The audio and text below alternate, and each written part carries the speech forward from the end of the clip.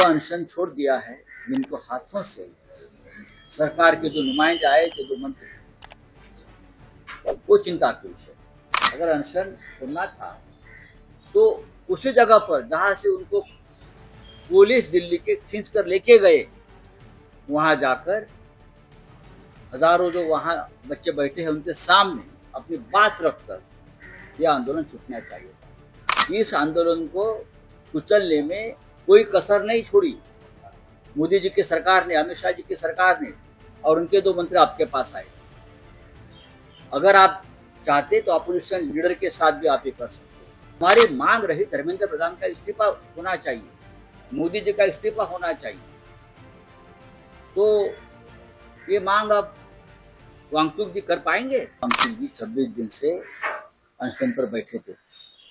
आसान नहीं है कितने दिन तक अनशन लंबे समय तक खींचना। उनकी तबीयत, उनका जीवन देश के लिए बहुत महत्वपूर्ण है, क्योंकि बहुत बड़ा सामाजिक कार्य, शिक्षा में और भी कामों में उनका योगदान रहा है।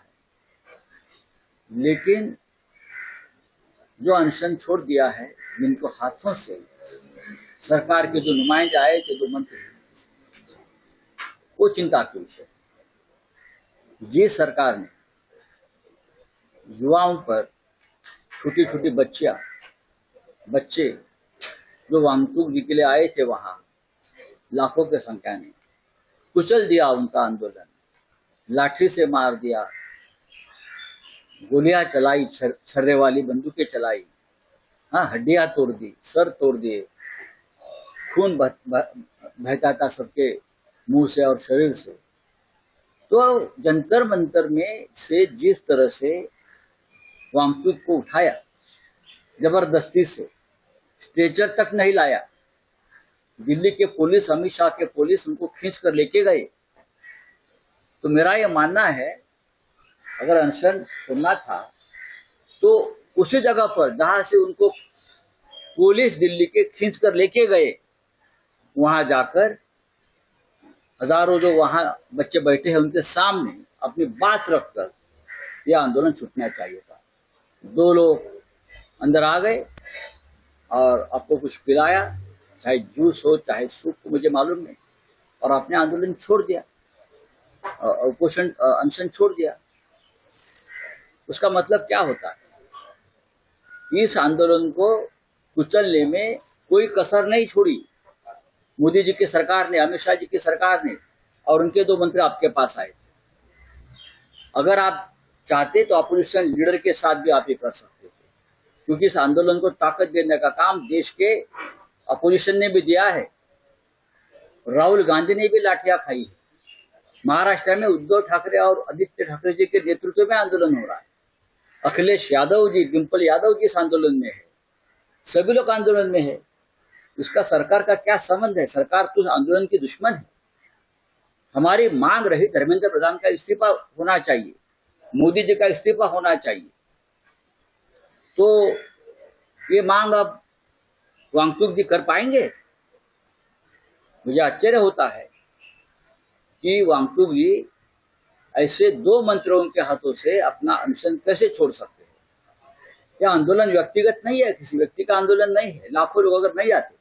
वही है कि कल देर रात सोनम वांगचुक जी से सरकार के दो मंत्री मिलते हैं, उनको विनती लगातार की जाती है और उसके बाद सोनम वांगचुक अपना अनशन पीछे लेते हैं। विनती इसलिए करते थे कि हजारों की, लाखों की संख्या में बच्चे आए, पूरा विपक्ष सड़क पर उतरा, मोदी जी के ऑफिशियल रेसिडेंस को भी राहुल गांधी के नेतृत्व में घेर लिया, सबको अरेस्ट किया। कल रात को पूरा विपक्ष राजघाट पर गया, वहां भी आंदोलन हो गया। मुंबई जैसे शहर में आंदोलन हो रहा है। आज भी आदित्य ठाकरे जी आंदोलन करेंगे। परसों रविवार को राज ठाकरे, उद्धव ठाकरे का बड़ा आंदोलन चलेगा। हम सभी ने इस आंदोलन को देश भर में ताकत दी है, हम सभी ने।